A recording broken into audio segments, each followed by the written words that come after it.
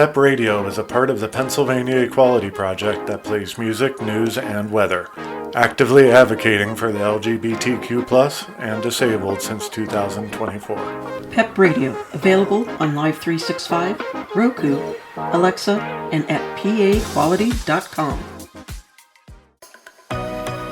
Here at Gay SA Radio, we're very happy to welcome the Othering podcast to our airwaves.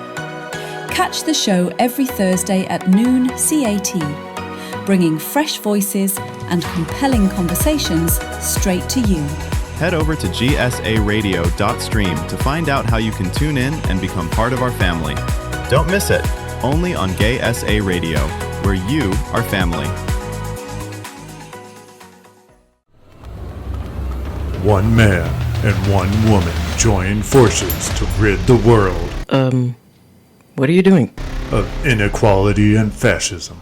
Seriously? I'm trying I'm trying to do a promo here. For whom? What are you doing? Welcome to the Othering Podcast with Mike and Dory.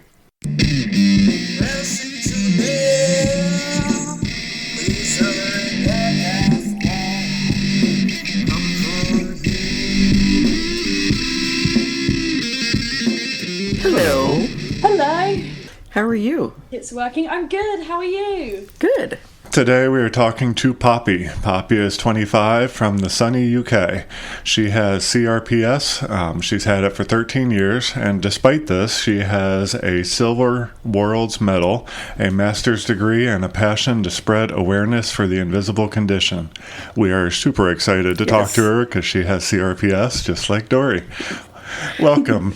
Yes, Poppy. welcome. You're like the first person we've gotten to talk to with CRPS, so this is awesome. Oh, it's so lovely because you just don't meet people day to day who have CRPS, and to find somebody else who has it and gets it is, I think, just such a wonderful opportunity to Yes. Agreed.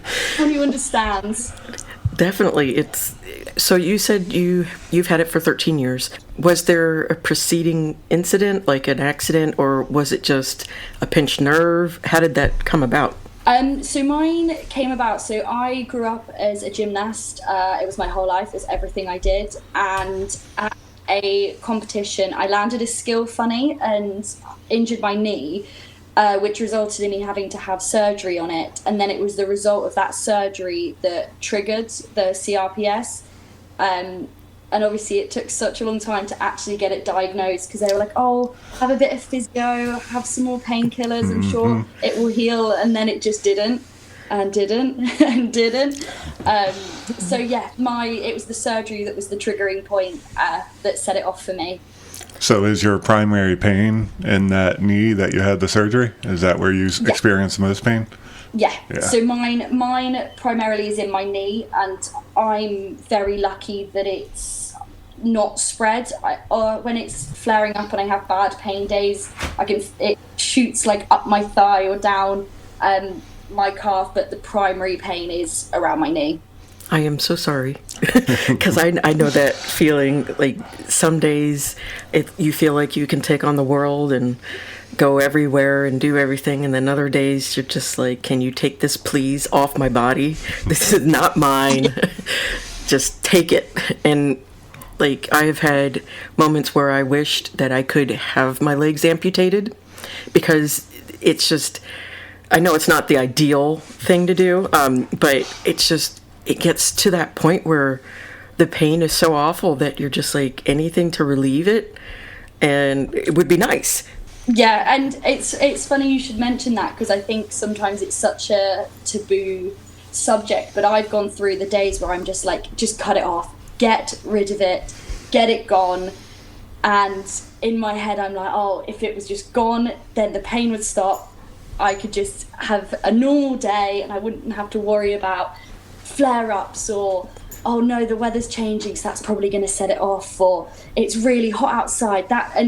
And I think sometimes when I've brought it up, some people are like, oh gosh, that seems really extreme, and you're like, but you just don't get it. Yes, and it does sound extreme to people who have never had that level of pain. I mean, it's higher than childbirth without drugs, and like a broken limb, breaking your back, things like that. It's much higher on the pain scale than all of those. I mean, you could sever your own wrist and it still not be the level of pain that CRPS can be. And it's just, it seems like, since it's an invisible disease, you can't see it physically, that, oh, it can't be possibly that bad. But it really is.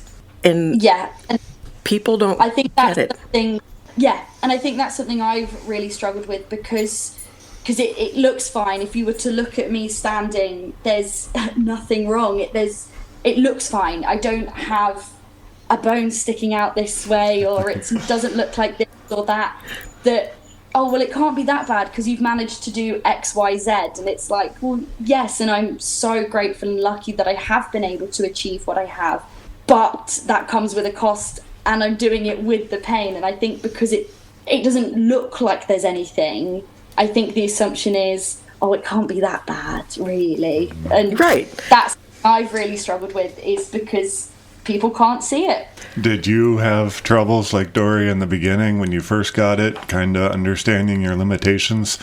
You would feel good one day and think you were all better, so you would go out and do way too much? Yeah. and I think the bit I really struggled with was just the unpredictability of it, and working out, well, hang on, I did that yesterday, so why can't I do that today? Or it wasn't too, like, it was manageable yesterday, but why is it really sore today and I haven't done anything different? And managing that for me at the beginning was so challenging. Yeah, Dory's famous quote was, "I feel fine today. I can do it." Yes, exactly. That was my favorite quote to say. And I still struggle with kind of finding that balance too, because, like you said, some days you can do certain things and it doesn't, cause a flare up. Everything's fine. You feel good, and then you could do it the exact same way, the exact same clothes, the exact same temperature, everything being the same, and a day later, and it would be the worst flare-up you've ever had. And yeah. And it's hard to kind of then figure out, well, if I can do it some days and I can't do it other days, like with certain other diseases, I can't 100% say this because I don't have them. But from what I have gathered by reading other people's stuff, it's like, well, I know I can't do this, so I just don't do this. But with CRPS, it's like luck of the draw of the day. And, you might know your limitations, but they change. And they constantly change. And that's what's so frustrating about this, is that you're constantly on this roller coaster of, today it works, tomorrow it won't, the next day it will, the next day it won't. And I don't think I've heard it summed up so perfectly. Like, I think that's the thing, is like, people who don't get it just don't. And it's hard, and it's really hard to explain, because I don't ever want to come across like I'm moaning or being dramatic, but it's true. I think that's what is so difficult, is one day I'm like, I as you said, I could feel like I could take on the world. I go run a marathon, and then the next day I think, I can't even wear a pair of trousers because it's just so sensitive, and even the touch of those is setting it off. And that's if there was a pattern, I could work with it. But, yes, yeah. That's it. If there was a pattern, it would be so much easier, and you wouldn't feel like so crazy. Because I don't know about you, but for me, there are times when I feel like this is all in my head. And even though I've had it since 2012, I still get those moments where this is just in my head. I'm fine. Let me just focus on something else. Like I've read recently where they were talking about how with functional neurological disorders, that for some people, if they make them concentrate on the good limb, then the other limb will work. And sounds like a lot of bullshit to me. It kind of does sound like that. And for some people with FND, it might work. I don't know. But they were saying that it could work for CRPS. And I was this was last night, and I started chuckling because I'm like, wow, you people really don't get it, do you? I could focus on anybody else's limbs if I wanted to and watch them move them. I could focus on the quote unquote better leg, and it still is affecting my leg. With my tinnitus ringing in the ears, they say just ignore it. Yeah, okay. Like that's easy. Yeah. That's how you get better, is you just ignore it. Yeah, it doesn't work.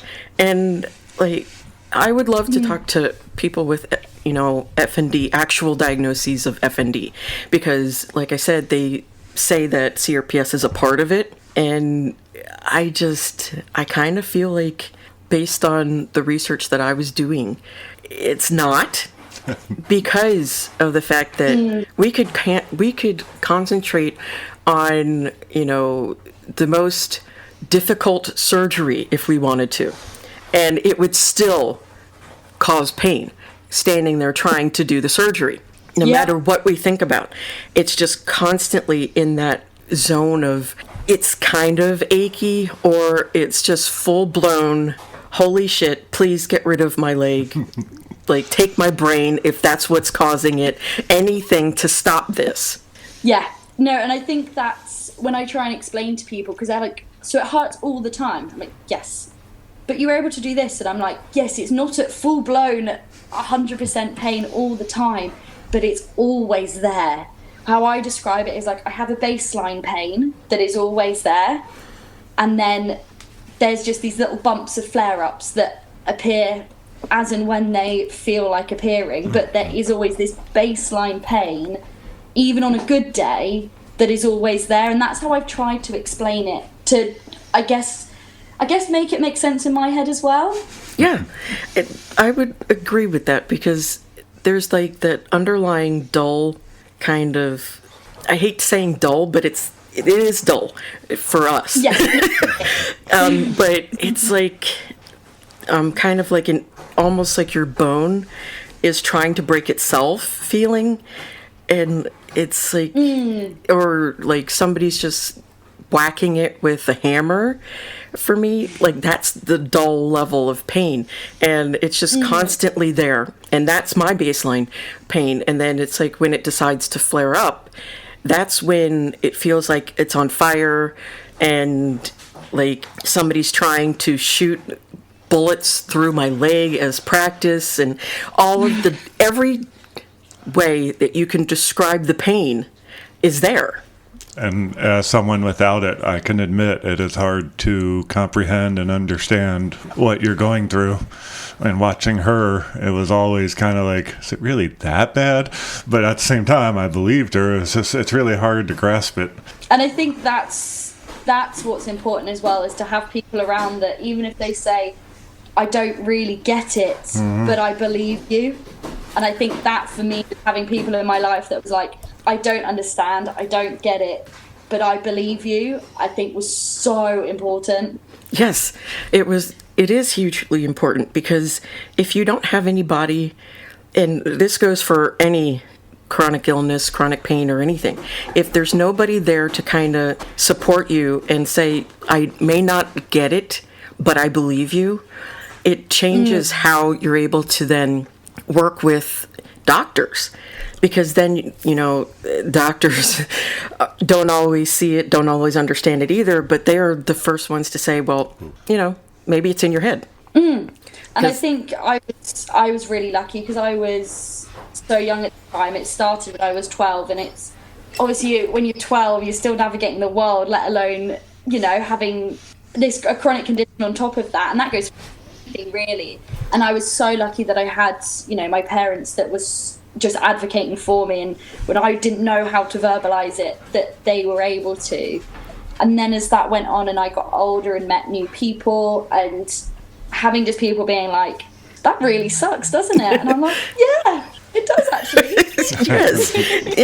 And it does help so much, because again, like, you get, like, for me, I got unlucky with the doctors. The first one told me, well, you're not deformed, so you can't have it. Yeah. Yeah. because I wish I had words, but that's not how it works. I know, and he was supposed to be a specialist in this, and I had already done my research about it because my main doctor said this is what it looks like. And so I was just trying to get a second opinion to make sure. And he's just like, oh, yeah, your body isn't deformed and, you're not in, what is it called? Dystonia, I think it is, fixed dystonia. So you can't possibly have CRPS. But I was just like, what? And I didn't want to argue with him because there was no point. And, if he's going to think you have to be completely deformed before you can even be diagnosed with that, then you're not going to even help. Well, yes, because what do you want me to do with that information? Right. Like... Oh, well, I'll come back when I'm completely deformed and my leg is like rolled up in itself. So I'll call back later. I mean, you don't do that. And then the next one was just like, well, I don't see anything wrong, so just walk it off. Mm-hmm. And I did, thinking that, okay, maybe it is just I need to exercise more or something like that, and it's just in my head. So I did walk a lot. And all it did was just make it worse. And so then I kept having these moments of, it's in my head, no, it's not. And it was frustrating because it's like, I know it's there, but nobody believes it's there. Yeah.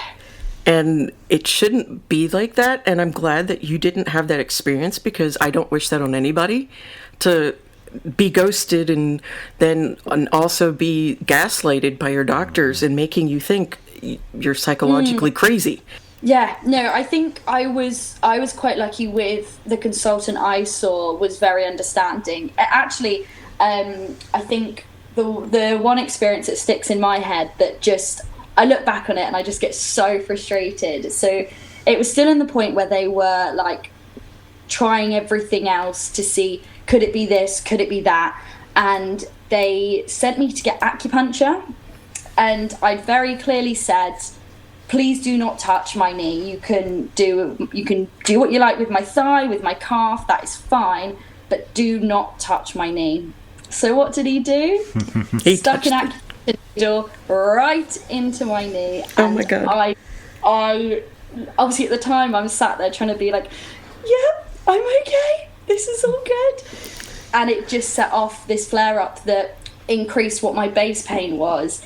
And it shatters your trust. You just then, someone might say, oh, should we try this? And your automatic thought is, well, no. Because I don't trust you're not going to listen when I say, please don't do this, or I'm not comfortable with that. And that was really hard. But I was really glad, I was lucky with my consultant that he offered, I can't remember what it was, something that involved actually touching my knee, and I said, absolutely not going to do it. And I was really lucky that he was like, I get it, and that's okay. And you just feel validated and listened to, whereas this other person I saw, it just seemed like anything I said was just disregarded. Yeah, and it shouldn't be. Because we know our bodies, and we know that when there's something wrong, just because you can't see it doesn't mean there's nothing wrong. Maybe you didn't use the right tests. And every time that you are going to go to a specialist of any sort, the first thing I say is they're going to mess with your ankle. That's going to hurt. Yeah. And they do it every time. And no matter what I say, they're always like, well, sorry, but I got to check. And it's like, no, you don't got to check. Just listen to what I'm saying. And they'll poke me with needles, or one dude used a bobby pin or something like that, and poked me and all around, and he's like, does that hurt? Yes. Can you stop now? And it's just or they'll what was it? One of them used almost like a dull scalpel, and it's like, no. Yeah. And it was just like, what are you doing? This is killing me. I want to kill you right now, but I am using all of my power to not do that. And it's just, they don't listen. And I think that's the biggest thing I've learned is believe what people say. They know their bodies. Just because you can't see it doesn't mean they don't feel it. And if somebody says, I can't do XYZ because of this, okay, I believe you. Let's do something else. And I'm so sorry you've been through that, because it's just frustrating. It's just, you just want to rip your hair out. Yes. Listen to me. I'm telling you, you can't see it, but I know it's my body. I'm living it. I'm feeling it. Yeah, and I mean, the majority of our body is inside. You know, we don't wear literally our hearts on our sleeves, and, you know, we're not pumping right there on our shoulder or something. And so if you can't see it, that doesn't mean it's not there. And I think... And that goes for so many conditions. That's not just CRPS. Yeah. How many conditions affect internal organs that you can't see, but they're there? Right. I mean, there's over 17,000 rare diseases.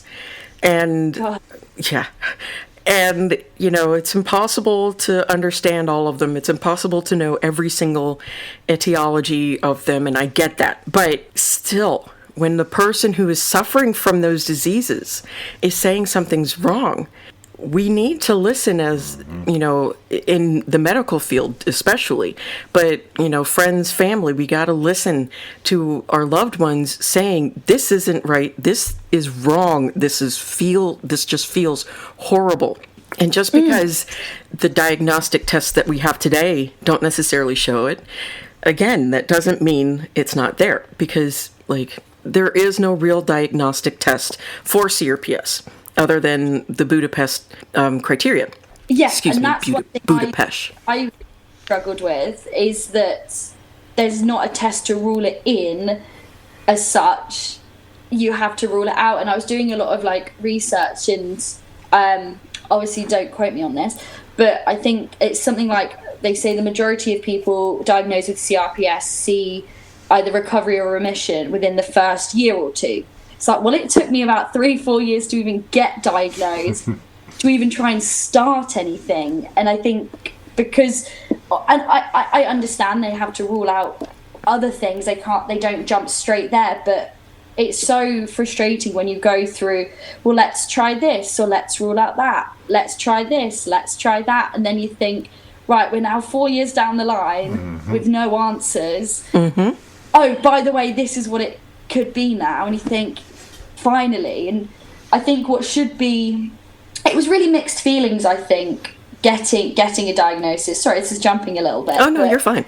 Like, it's such mixed feelings, I think, when I got diagnosed. It was I guess a relief that we kind of knew what was going on, and we had a name for what was going on. It made it feel like, finally, almost like a validation, like, this is what it is. But then it's also, I guess, the frustration, because you just think, how did it take so long? And everything that we've tried has made it worse. And it's hard, because there's not a one test to rule it in. I do get it, but it doesn't make it any easier, I guess.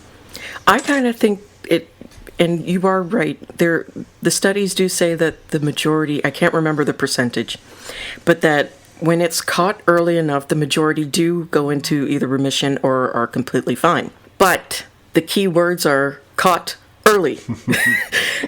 And exactly. It has to be like within the first 6 months of discovering that pain that they can, or 6 months to a year, I think, but it has to be within that time frame in order to then, you know, do the rigorous physical therapies and all that stuff in order to get the remission or the cure, cure-ish. And most people, though, aren't diagnosed with it until 5 or more years down the line, usually.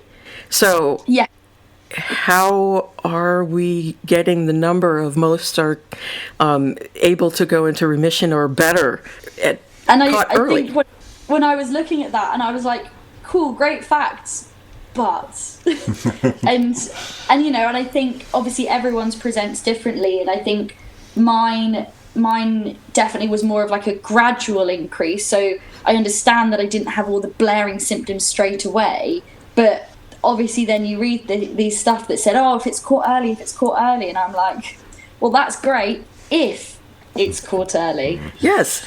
And I don't begrudge people that, right, if you were caught early and you feel better, I am so happy for you. That is wonderful. Oh, 100%. But we also have to kind of, I guess you could say, stop giving that false hope of if it's caught early crap, because most, I don't think, are caught early. I think there's so many people out there that are still searching for the answer to what's going on, and it might actually be CRPS and not, whatever they decided it was at that moment, because it is similar to fibromyalgia and FND and various other diseases and syndromes. It's even similar to MS for some people. And so it's kind of hard, I get it, to pinpoint, it's got to be CRPS. And, in the beginning, but give us a little here. Maybe start with that criteria and kind of see, does it fit with this criteria?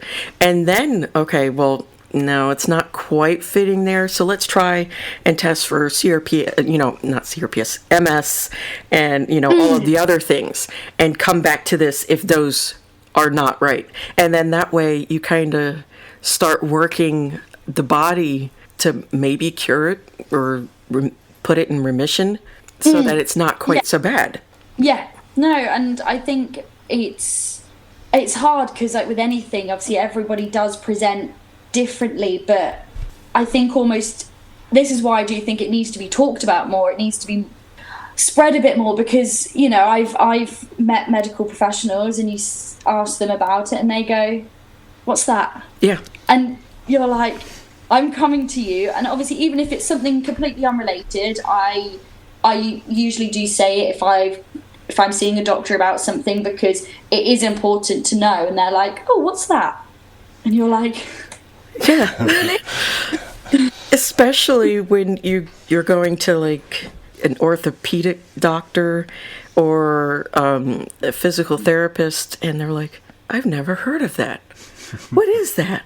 And you're just like, okay, I'm going to leave now, and I'll talk to you later. Yeah, sounds good. Because those run away. Those people, if they haven't heard about it by now, just turn around and leave, because they're going to just mess it up worse. And this is coming from personal experience. I had somebody who's like, oh, what is that? And I told them what it was, and they're like, oh, okay. And then they proceeded to like manipulate my leg and all that stuff. And I left, like, I didn't even finish physical therapy because it just got so bad, because people didn't understand it. And I mean, granted, for me, physical therapy wasn't going to work anyway, and I knew that going in, but you got to try what you can. Yeah. But it was frustrating when you trust these medical professionals in certain areas. Like, I get that a general practitioner may not know what CRPS is. Ironically, she was the one that did know, but you would expect certain like surgeons and such to understand what it is, because it is common after surgeries. And I think, my one glimmer of hope is, because I'm silly, I hurt the ankle on my opposite leg, and I've been having some physiotherapy for that. And when I told him, I said, I know we're working on my other leg, but I need to make you aware, because obviously there is a risk that things might jump and spread. And he was like, okay, brilliant. Yep, I know that in the department we're talking about it a bit more to be aware of the warning signs. And I was like, whoa. Yes. Let me just go back and just put that in. You know what this is? Yes. And from the opposite end, then that side of it, as somebody who's, gone through years of people not understanding, when you have somebody who, you're putting your trust in for your healthcare, and they say, it's okay, I've heard of it, we're learning about it, I understand. I was like, wow. Yes. I just need a minute to let that sink in. And it feels so good. And I've had some, I recently have started kind of like getting tremors. in my legs. And so I was going I went to a new neurosurgeon to see if it's just because of CRPS or if it's something new. And when I said that I had been diagnosed with CRPS, and he's like, oh yes, I know what that is. Let's, and he started talking and rattling off all of this information, and he's like, tremors can come from CRPS. Unfortunately, sometimes that happens, and I was just like, wow, what's this? I don't have to teach you? Oh my God. And he even had a student who chimed in with some information about CRPS, and it was just like, oh, yay! And it was just like, what is this? Is this utopia? Is that what that feels like? And it was awesome to have doctors not only just not automatically say, oh, it can't be that, but he said, I believe you. I believe that you have that, but let's just make sure that it's not from CRPS and not something else. If the tests come back normal, it's probably from CRPS. And he didn't discount me or anything. Yeah. And I think that's such a big thing with CRPS, but also, any other of these hidden conditions is just the words, I believe you. Because it is so easy to sort of get trapped in your own head thinking, am I making this up? Is this real? Am I being over dramatic? That somebody just being like, no, I believe you. I couldn't even put into words how validating it is. Yeah. Mm-hmm. And it doesn't matter what you have, cancer to invisible illnesses up the wazoo. When somebody says, I believe you, let's, try and help you with this. Let's work on this. Anything like that. It just feels so good because, as I was talking about FND earlier, a lot of people with FND, it's automatically, oh, it's just in your head. It's a psychological thing. For some people, it might be. Sometimes that does happen. That is still a real issue. If you feel it, it is real. If you think it is real. It's not just this imaginary thing. You know what? I'm going to wake up tomorrow and I want every single rare disease possible. I can't imagine anybody wanting that. No. And it baffles me and I think what's so difficult and why these things need to be talked about is that you don't have to have the outward presentation of things for them to be real. You can't see what's going on inside my knee. That doesn't make it not real. Mm-hmm. So you were diagnosed or had the incident pretty young. Did you have good support from family and friends when you were trying to get answers? I know the doctors you said were good. So I was, family-wise, yes, I'm really fortunate that my parents they were really supportive. They would advocate for me.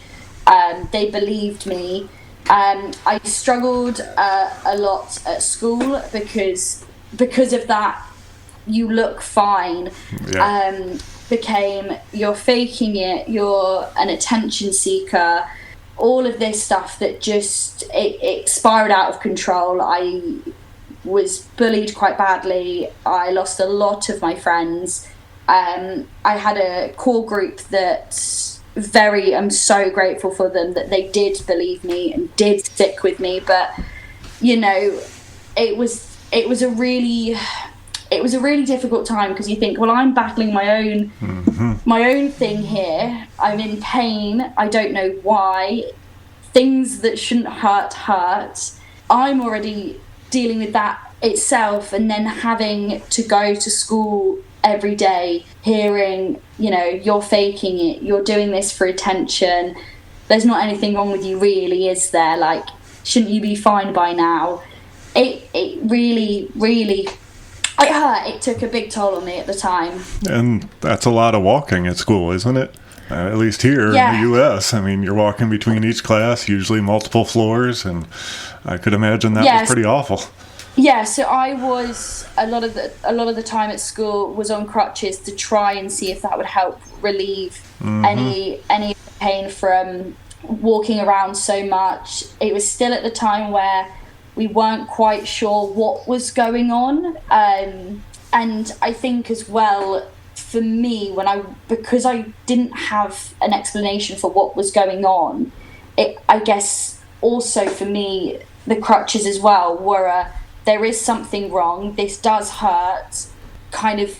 I guess for me it almost acted as a physical thing to try and say there is something wrong. But because my actual leg looked fine, I wasn't in a cast, I wasn't in a brace, that people still just didn't get it and didn't like it, and I don't really get why, but you know, that was unfortunately my experience with it. And I am truly sorry, because anybody getting bullied just pisses me off beyond belief, for one. I don't understand how bad you feel, why you need to put that on somebody else, because it doesn't help. You still feel like shit. Yep. And so, you know, putting it on somebody else doesn't make it better. It doesn't help anything. If you need help, get help. Don't put it on somebody else, for one. And I think, looking back as well, I was like, whether I'm in pain or not in pain, or on crutches, not on crutches, it also doesn't affect you. Right. I'm just still trying to, you know, I had like my exams coming up. I was like, I'm more focused on that. Like, maybe, like, I just let me be in my own bubble. Like, I've got my own stuff going on. Let me be in my bubble. It doesn't. And I think that was the thing, is I was like, I don't understand why this is such a problem. It doesn't make sense. When you're dealing with that, and I was like, I'm already having a pretty rubbish time trying to work out what's going on with my own body. I don't need you adding to it. And I think that's why now I'm so passionate about talking about it, because, you know, if there are other people out there going through it, I want to be somebody that they can be like, okay, look, here's somebody who gets it and will believe me. But, you know, I am very grateful that I did have a group of friends, and I've got some incredible people around me now. Some of my closest friends, my husband, that do believe me, and they are just understanding, and they just say, I don't know what it feels like, but I believe you, and I still like you as a person. Right. And that's I'm still me. That's the thing too, is that yes, we deal with pain constantly, but we're still human, we're still lovable, and, you know, maybe not huggable all the time, but sometimes we are.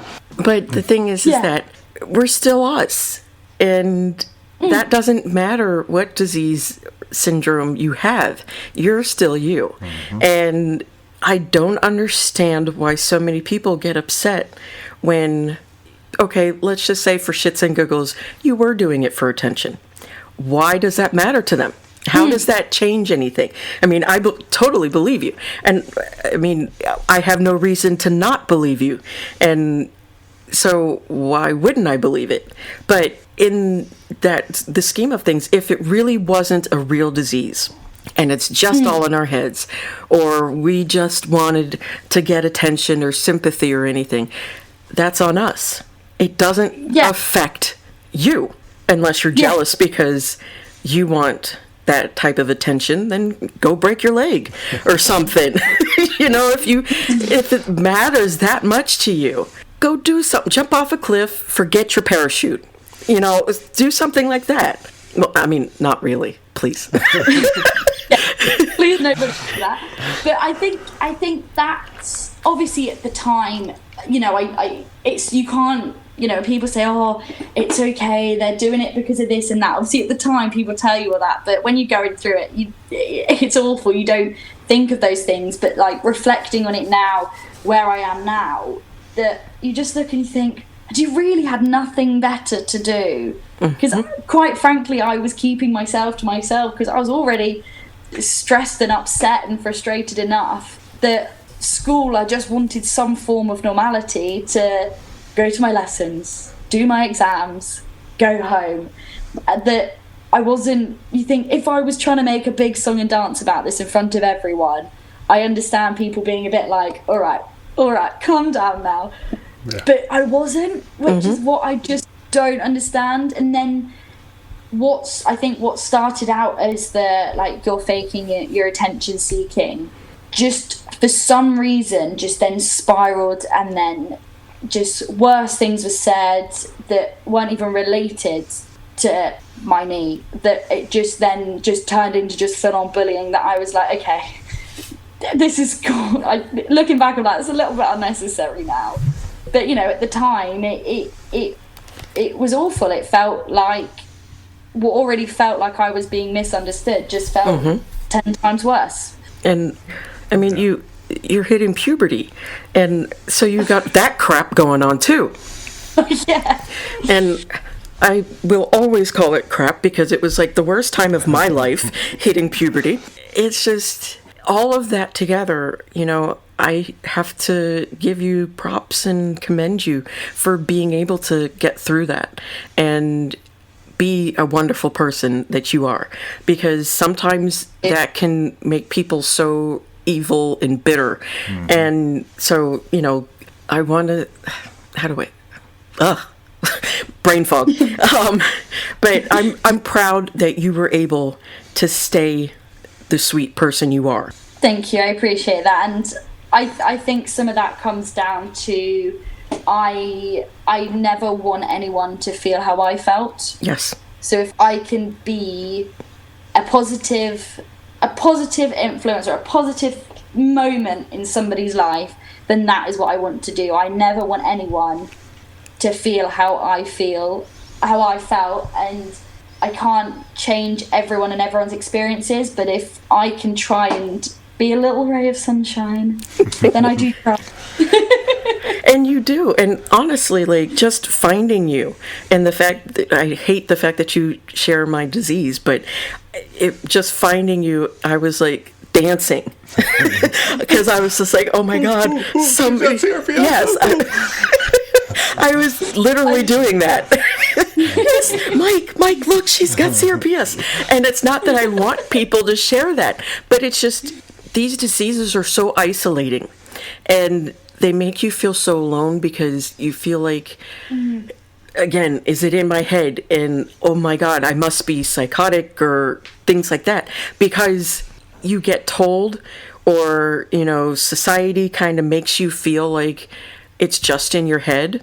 And you get this feeling like, yeah, I know other people have it, but I don't really talk to them. I don't know them. So you still feel isolated. And then, finding you, I was just like, we got to talk to her. We have to talk to her. And it was awesome being able to find people to talk to that have this. And it's just, again, I'm sorry that we have to share that pain, but I have met the best people from having this pain and my journey. So if that's what it takes to be able to meet the best people I've ever met in my life, then so be it. Oh, man, it's just your life. I mean, you got to accept it for what it is. As far as, that's your life. That's who you met. That's the way it took you. Yeah, I guess. It may have sucked, I get that, but I guess we could go that way. I mean, even now, like, it just feels so surreal being like, oh my goodness, I'm talking to someone who gets it. Yes. And, since, it's only been like a month since I decided to start my page on Instagram, but like having had a few people reach out, I'm like, oh my goodness, there are other people that get it. And obviously, no, I would love to meet people and say, oh, we don't have this condition, but we do, and I can't change it. But,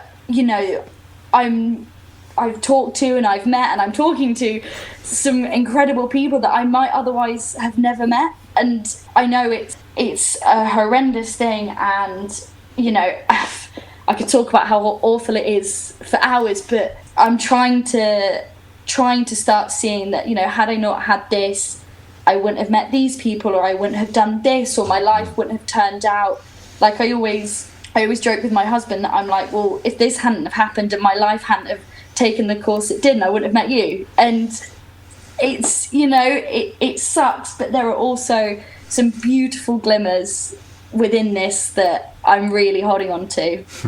Yeah, and that's what we kind of all have to think about is, yes, our issues suck. And it hurts. Sometimes, like, my flare-ups also happen when, you know, when my period is coming, and just head to toe, I'm in pain. And then it does suck. I could, like you, could speak for hours at how much it sucks. But there has been beauty that comes from it. And if we can see that, I think we, as a monolith of people that are suffering from horrific issues, can get together and make the world a better place for those others that are struggling, that don't have the resources or the people behind them saying, you've got this.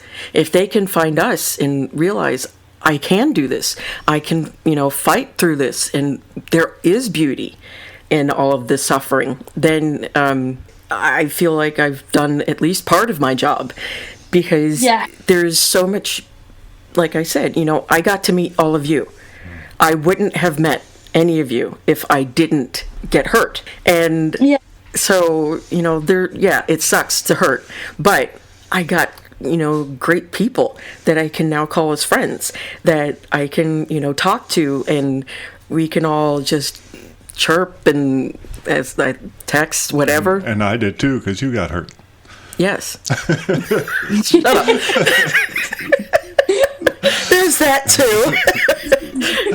Yes, and I get good parking spots because you got hurt. Yeah, there's that. There's the good parking spots. We're hard to. We won't leave you because it's hard for us to run away. And you know, yeah. I mean, first on an airplane. Come on, what perks can you not enjoy? So, on that note, happy note, you have a silver world medal, which is really cool. Yes. I'm assuming that was in gymnastics, from what you said earlier? So that was in cheerleading. Oh, wow. Yeah, so obviously it was the gymnastics where I had the injury that set it all off. I then had 8 years where I didn't do anything because I was like, obviously we were working out what was going on, and I think in the back of my head was like, well, look, if I keep resting it, if I keep looking after it, maybe this will just go, and I think it was 2020, I just sort of had this weird epiphany where I was like, okay, so this isn't going to go away, so I can either spend the next however many years hoping it does, or I could try doing some stuff and see how that goes. So I was like, obviously, let's start simple and just go straight into cheerleading and start. Yes, it's the baseline sport for all of us. I said, let's ease into this, and it was a lot of adjusting, because obviously the training did cause flare-ups. I worked out a pattern that meant working out sort of the rest to training, and for me personally, the endorphins, the motivation, the joy that I got from doing sport again, I think for me helped me cope with the pain afterwards. I absolutely fell in love. I can never just half-ass something, so I said, let's go all the way. And then, I was very lucky that I joined a program and a team that went to the World Championships in April, and we came second.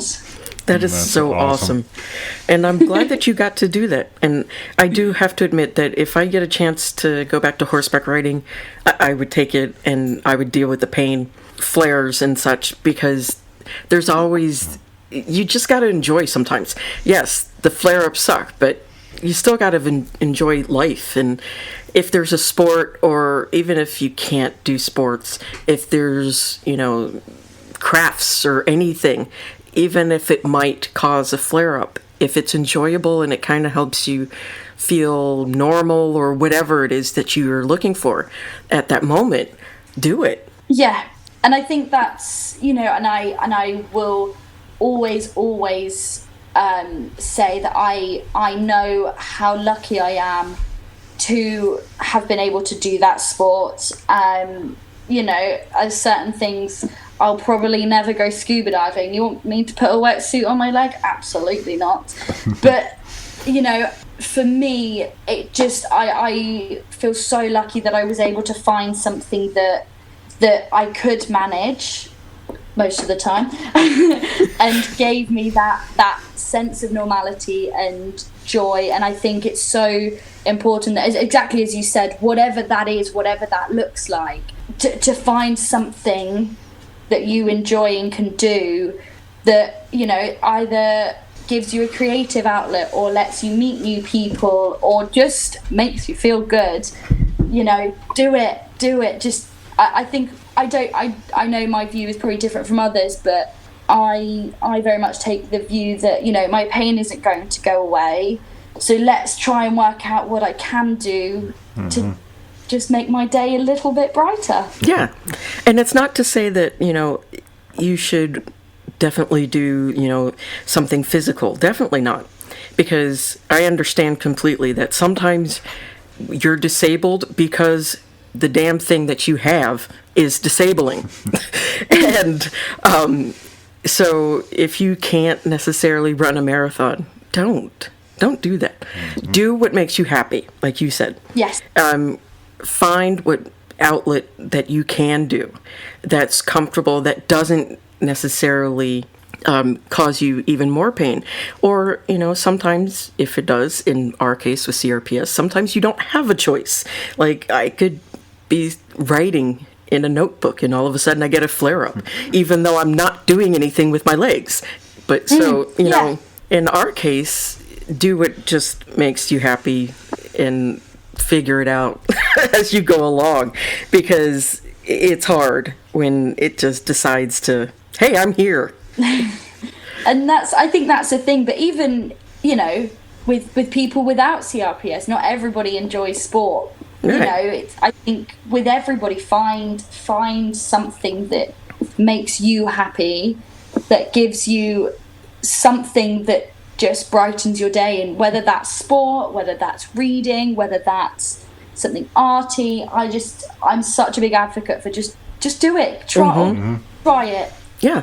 What's the harm in trying? Exactly. Are you still doing cheerleading? No, I've stopped for this year. I did need to give my body a little bit of a rest, and in September I'm starting a master's, so I do need to focus a bit more of my time on that. Gotcha. If you don't mind my asking, what are you going for? Psychology. So awesome. The plan, the hope is to then train as a clinical psychologist. That would be cool. From the experiences that I've had, if I can, as I said, I want to take that into my career of, being able to sit with people and be like, I believe you and I believe your pain and your suffering, and can I be somebody that can listen, and if we can work through it, let's work through it.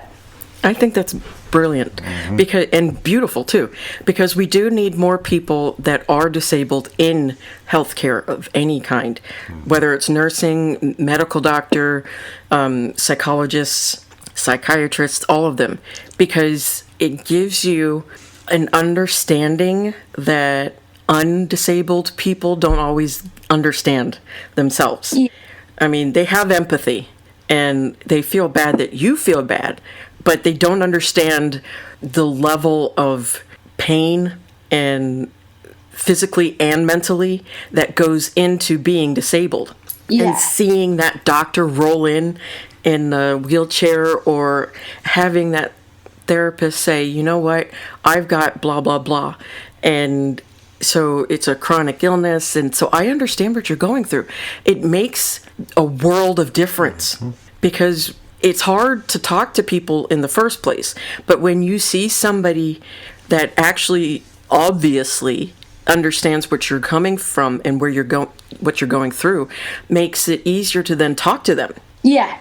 But even like today, I just felt like I could just talk so much more openly and freely, because I just know that you get it and you understand it, rather than feeling like I have to kind of pick my words or describe it and think, oh, how do I describe this in a way that you might understand? And it really does make a difference. Even like I kind of looking even just on this last hour, I've just been able to talk so much more freely. And that's what I want everybody to have, that option and the ability to do, is have that, whether it's me or somebody else, find at least one person that can get it. Yeah. Because being able to have that freedom to not have to worry about, well, what do you mean it hurts? Okay, so how do I explain this so that you understand? And it does kind of bog down on everything. It kind of ruins the flow. It kind of makes you like, well, how do I get this across? How do I find the right words to make sure that you understand when I say dull pain, I don't necessarily mean dull? And it's like, trying to find the right words. You miss out on so many other aspects of that conversation and what's going on around you because you're so busy focused on the right words.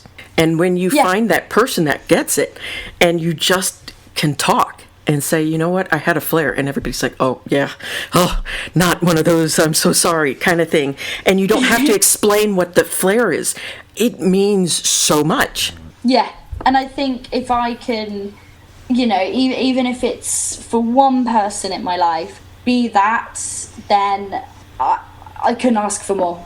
Yeah, and that's how I see it, is if I'm able to touch it, not necessarily physically, but if I'm able to touch at least one person and make them realize that they're not alone and that there's ways around everything. It may be difficult and it may be limiting, but there are ways around it. And if you need help, reach out to somebody. And maybe, that you can brainstorm ways around those problems. And you know what? Sometimes you may not be able to solve it ever, but just having that moment to get it off your chest means the world. Yeah, no, I completely agree. And I think like what you guys do is just such a special thing. Even just this hour, as I said, being able to talk without having to sort of explain everything has just been wonderful. And I just hope more people can reach out and hope more people get to experience this, because it's just felt so freeing. And thank you for giving me the opportunity to, come into your space and talk. Thank you.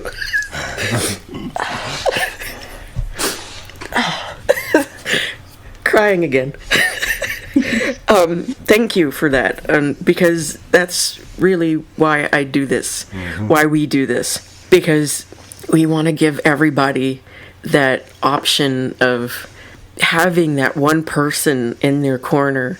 And even though I don't have every disease that's out there, thank God, I can empathize and I can understand where they're coming from because of my own experiences.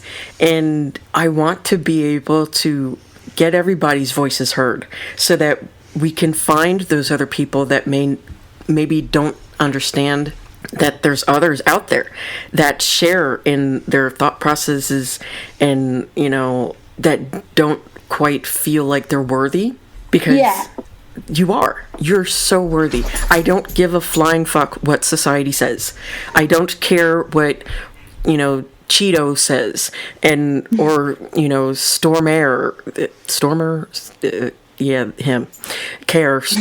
Oh my God, I can't remember how to pronounce his name, but you know who I'm talking about. I don't care how or what they say about any of us. We are all worthy of love. We're just as beautiful, if not, dare I say it, more beautiful than undisabled people, because we have unlimited amounts of empathy for everybody, because we understand what it's like to have people not believe you or bully you or, things like that. And instead of internalizing that and making it so that we're hateful, we share our experiences so that people don't feel alone. And I love doing that. I love having people be happy having left my presence, because it makes me feel good. Yeah. And if it means that I just, for once, shut up, then I'll do that. No, I think beautifully said. And I think what you've created of such a welcoming, safe space for people, I think is just something really special. And I hope that, I can take a little bit of that with me as I go forward and create that for other people as well. Please take whatever you need from us. And, always come back and let us know how things are going. And if you get another medal and all of that. But I gotta go cry. We are out of time.